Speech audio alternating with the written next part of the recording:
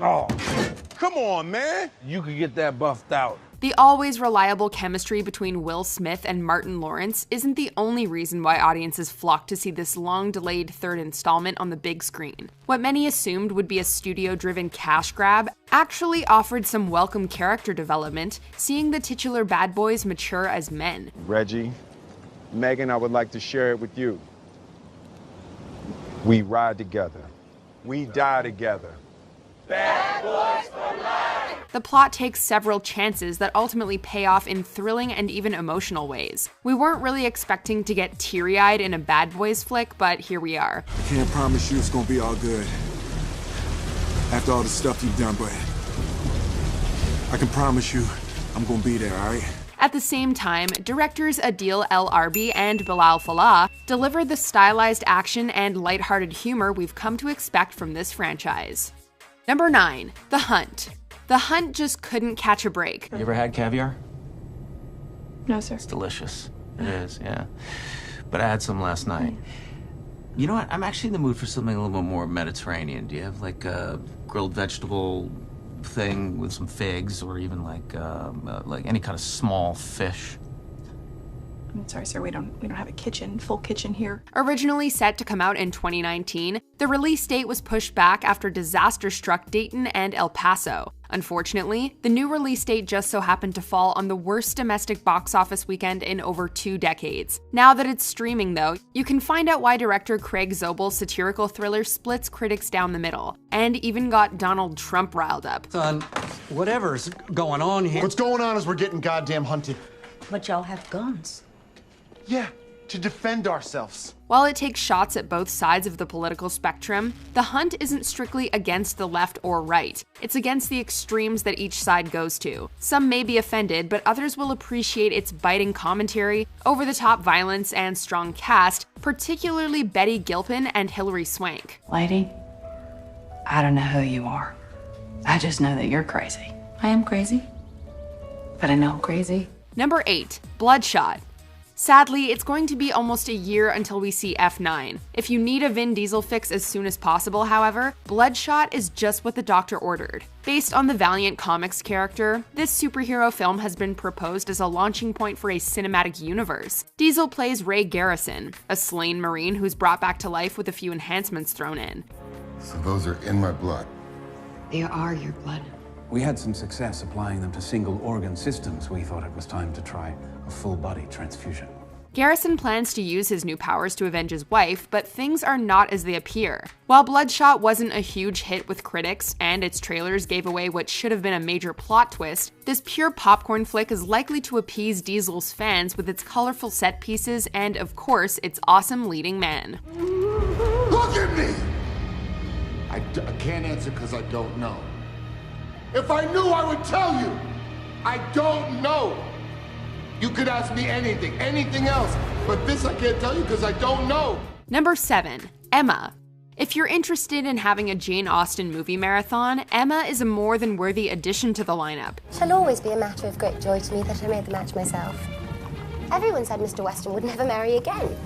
I did not believe it. Whether you prefer the 1996 adaptation starring Gwyneth Paltrow or a more modern take like Clueless, Austen's classic novel has already been brought to the screen quite a few times. If the 2005 version of Pride and Prejudice proved anything, though, it's that some of Austen's stories never grow old. Likewise, director Autumn de Wilde's interpretation of Emma is equally familiar, fresh, and all around timeless. You saw her answer. You wrote her answer. This is your doing. Emma, you persuaded her to refuse him. Well, if I did, I should not feel that I had done wrong. Mr. Martin is a respectable young man, but I cannot admit him to be Harriet's equal. This can be largely attributed to the film's capable cast, which is helmed by a wonderful performance from Anya Taylor-Joy as the titular heroine. Witty, romantic, and lovely on the eyes, Emma is a genuine delight. Oh, this is brilliant indeed.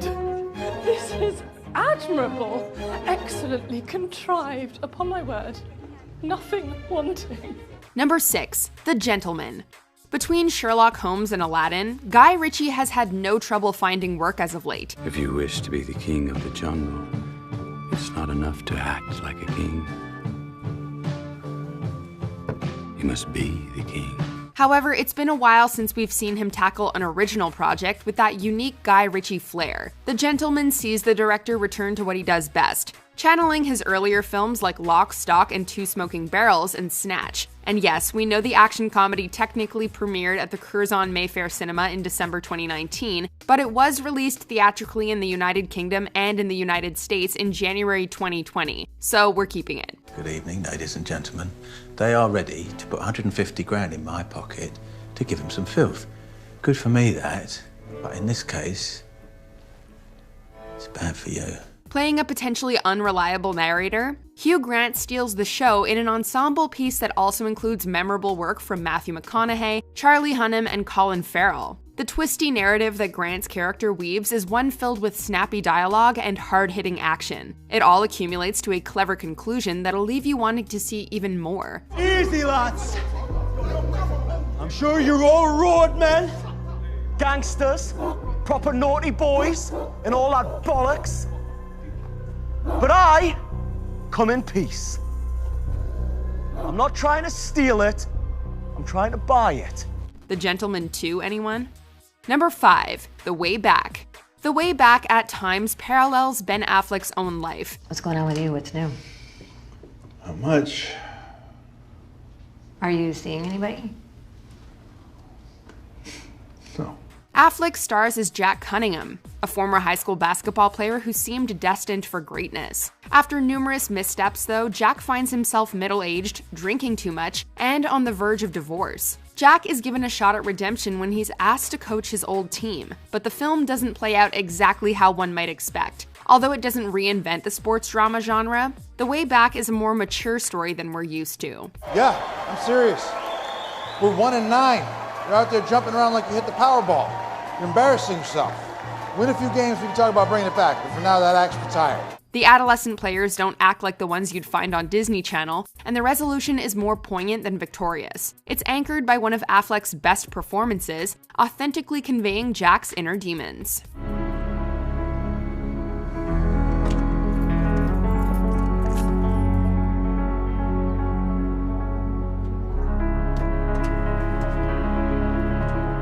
Number 4, Sonic the Hedgehog. After the infamous first trailer dropped, Sonic fans were ready to break out the pitchforks. Meow?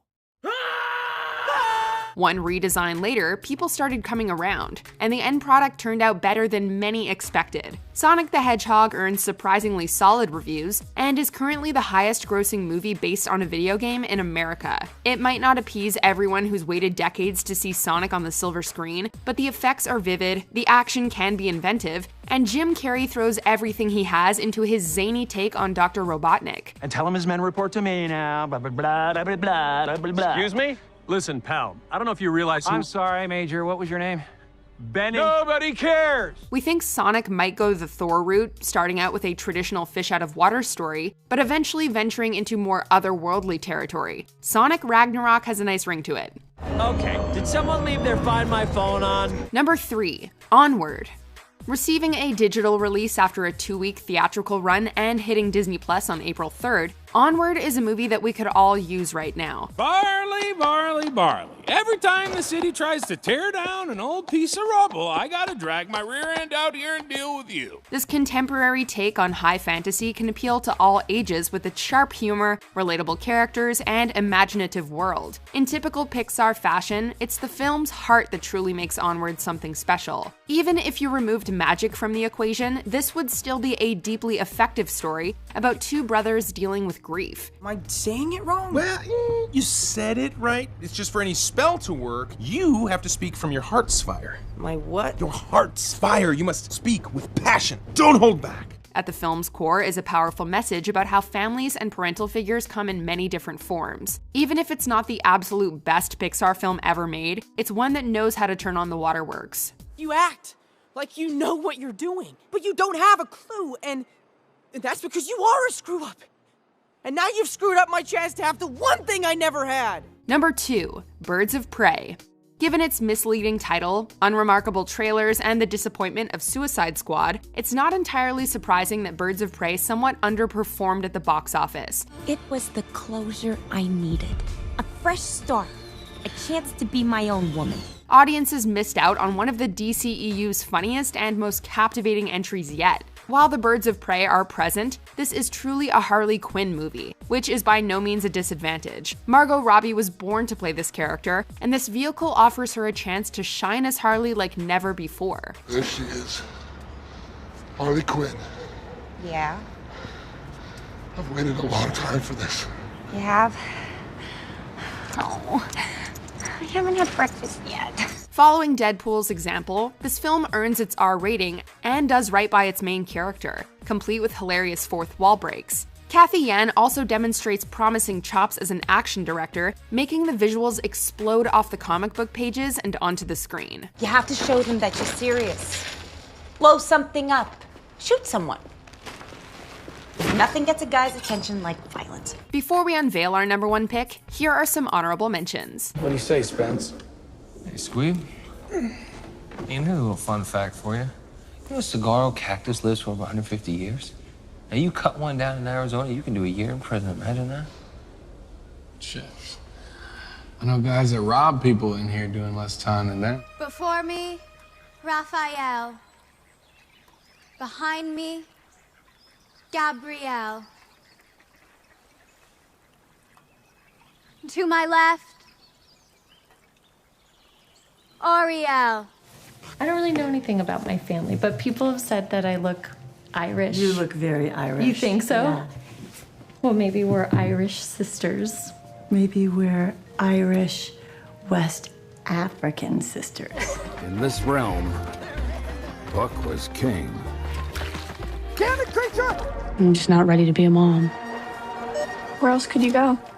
Nowhere in Pennsylvania. I think you should try another place.